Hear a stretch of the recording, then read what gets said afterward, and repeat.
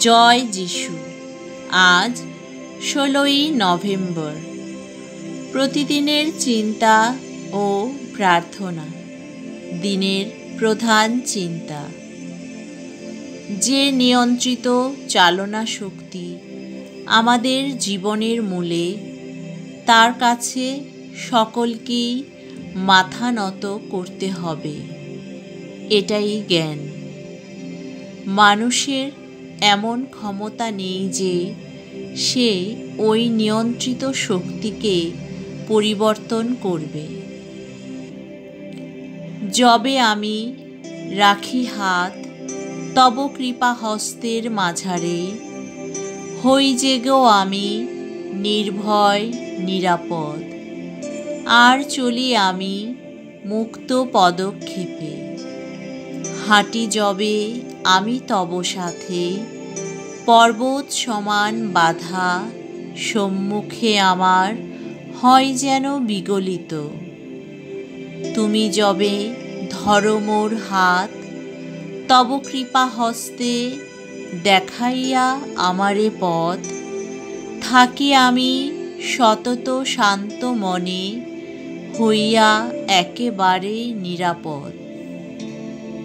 উপদেশ। ভয় এমন এক অদ্ভুত জিনিস যে এটা আমাদের বিকৃত করে। কেননা আমরা ভীত হই।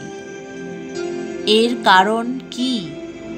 এটা জেনেই আমরা ভয়কে দূর করব এবং জ্ঞানের আলোকের সাহায্যেই আমরা এ কাজ করতে পারি। ঘটনাচক্রে যদি আমরা বুঝতে পারি যে সেই অনন্ত সত্তার সঙ্গে আমরা যুক্ত, এই জ্ঞান তখন আমাদের কি মহৎ সান্ত্বনা এনে দেয়। আমরা কি জিজ্ঞাসা করব না কোথা হতে আসলাম এবং কোথায় আমাদের আশীর্বাদের ভাণ্ডার? প্রার্থনা।